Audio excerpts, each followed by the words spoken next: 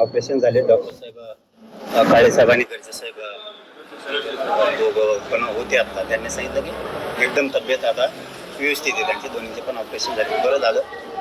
तब्येती त्या बांधवांच्या चांगल्या झाल्या.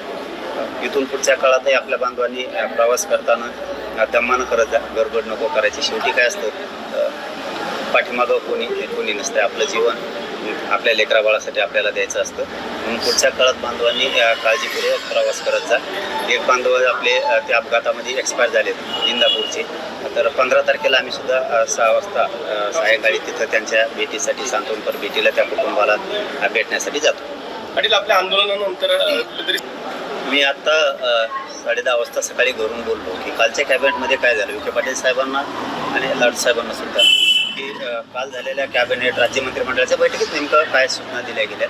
तर त्यांनी सांगितलं की आता आम्ही 22 तारखेनंतर म्हणजे 17 तारखेची एकदा विधान परिषदेची निवडणूक संपली की जी SOP काढली, त्या SOP प्रमाणे हैदराबाद गॅजेटप्रमाणे सगळ्याला कुणबी प्रमाणपत्र वाटायची कारवाई करतो. आत्ताच 10:30 वाजताच बोललो की सूचना दिल्यात का, आणि बाकीच्या विषयातसुद्धा कामं चालूच आहेत. हैदराबादचं गॅजेटनुसार 22च्या नंतर सुरू करतो म्हणून सांगितलं त्यांनी. कारण 17पर्यंत आचारसंहिता असल्यामुळं एखाद्या वेळेस कलेक्टर उपलब्ध होत नाहीत असं त्यांचं म्हणणं आहे. मला माहीत नाही. ते जे बोलले ते तुम्हाला खरं सगळं सांगून टाकायला लागलो. आणि आयुक्त पण थोडेसे त्याच कामात बिझी असल्यामुळं मी तरी एवढं बोललो, मराठवाड्याचा विषय असेल तर आमच्याकडं तर बिनविरोध झाला असं म्हणते तो.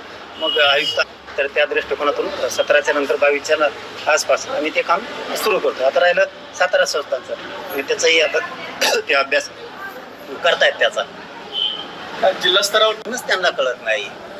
त्यांना का मराठ्यात आणि ओबीसी दरी निर्माण करायची हे मला नाही कळत. जर आमच्या नोंदी सापडल्या तर तुम्ही जर शिकलेले, तुम्ही जर स्वतःला तज्ज्ञ म्हणून घेताय, तुम्ही जर स्वतःला खूप हुशार समजताय, तर तुम्हाला एक गोष्ट का कळत नाही की ह्या 1.5-2 वर्षापूर्वीच्या नोंदी आहेत. आम्ही ओबीसीतून मागतोय का, ओबीसीचं द्या म्हणतोय का?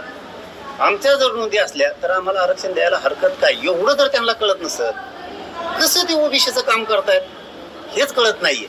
गरीब ओबीसीला कळतंय हे की मराठ्यांच्या जर नोंदी सापडल्या त्यांना प्रमाणपत्र दिले पाहिजेत. मग हे शिकल्या लोकांनाच का कळत नाही, हाच खूप मोठा प्रश्न आहे. आता हे 2 तास मी सांगतो, यांनी जर ते अपलोड नाही केल्या, ते कोण सोनी का स्वामी आणि स्वामी आणि इकडं ते तहसीलदार यांनी जर ते अपलोड नाही केल्या, हे 2 तर 100% जाणार. हे जर कोणाचं ऐकून बघा, हे जर बीड मधल्या कोणाचं ऐकून त्या नोंदी अपलोड केलेल्या NSA वरून जर उडवत असतील तर तुमचं त्यांचं ऐकल्यामुळं तुमचा बळी जाईल. तुम्ही कोणाचं ऐकू नका. इथं नोकरी भेटत नाही. मी काय सांगतोय समजून घ्या दोघांनी सुद्धा. इथं नोकऱ्या भेटत नाहीत. नोकरीसाठी मरमर करावी लागती. मला तुमचं वाटोळं करायचं नाहीये. तुम्ही माझ्या 2000 लोकांचं वाटोळं करू नका. कोणाचं ऐकून जर तुम्ही ते केलं असेल तर ते पुन्हा अपलोड करा. तुम्ही त्यांच्यासाठी तुमचं नोकरीवर पाणी फिरू नका. पाटील कोण हस्तक्षेप करत इतकंच हलक्यात घेतलं ना. वारंवार आम्ही आंदोलनच करायचं. आम्ही वारंवार मग त्यावेळेस त्यांनी थोडीशी हालचाल करायची आंदोलनाच्या वेळेस. तर मग मी जाहीरपणानंच सांगतो, विखे पाटील साहेब आणि फडणवीस साहेब पुढचा काळ जड जाईल बरं का. कारण मी समाजाच्या हालापेष्टा नाही बघू शकत. तुम्ही जर वारंवार नुसतं बोलवतच राहणार तर हे मात्र चालणारच नाहीये. तुम्हाला पुढचा काळ मग जड जाईल. आणि त्याचाही पुढचा जर ठरलं तर आमच्या समाजाचा, मराठा समाजाचा अपमान आणि अवमान जर वारंवारच करत राहिले तर मी 2029ला मराठ्याचा अपमान करणाऱ्याला खूप जणाला पाडी. हो, मी जे बोलतो ना, मला इतकी मग राग आणि तिडक येतो की हे समाज त्याचा हक्काचा असो, त्याला दिलं जात नाही मराठा समाजाला. आता हैदराबाद गॅजेटच्या नोंदी आहेत तरी दिल्या जात नाही म्हणल्यावर राग येणारच. 17 संस्थांचा JR आहे, गॅजेट आहे, त्याचा JR काढत नाही, राग येणारच. 58 लाख नोंदी सापडल्या, त्याचे कोणबी प्रमाणपत्र देणार नाहीत म्हणले तर राग येणारच ना मला. तुम्ही कोणाला भिवून करत नाहीये. तुम्हाला आम्ही म्हणतो की तुम्हाला ओबीसीचं काढून आम्हाला द्या, अजिबातच म्हणत नाहीयेत आम्ही. आमचं आहे ते तर द्या. 58 लाख नोंदी, त्याचे कोणबी प्रमाणपत्र द्या, त्याचे दिले त्याचे व्हॅलिड आहे. आता ऍडमिशन आहेत, रोखू नका हे सांग ना. आता एक परवाच्याला असा विषय झालाय, आता तो खरा आहे का खोटा मी आणखी 2-3 दिवस बोलत नाही त्या विषयावरती. वडवणीला नोंदी सापडल्या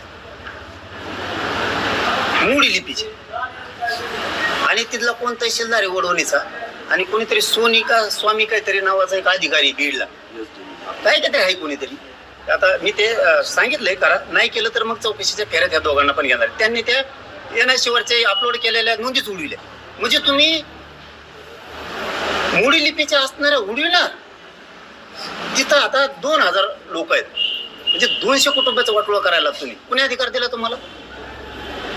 तुम्हाला कोणी अधिकार दिला देऊ? मोडी लिपीच्या असणाऱ्या नोंदी तुम्हीच सापलेल्या आणि तुमचेच कोण सोनी का स्वामी कोण आहे आणि ती एक दुसरा तहसीलदार, एक बीडचा हा स्वामी का सोनी कोणीतरी आणि वडवणीचा तहसीलदार, ह्यो जर अपलोड केलेल्या त्यांना शेवटच्या जर नोंदी उडवत असत तर मराठीवर तुम्हाला अन्याय करायचा का?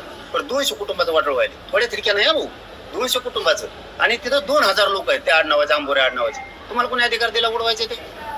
म्हणजे हे सुद्धा मी आता उपसमितीला सांगितलंय आज. मी आता ही विषय बावनकुळे साहेब सुद्धा कानावर टाकणार आहे, कारण त्यांच्याबद्दलही थोडंसं मला ऐकायला आलं. आता खरं खोटं असं ते नंतर बोलन मी त्या विषयावरती, परंतु मला तरी वाटतं की बावनकुळे साहेब असं काही करतील वाटत नाही.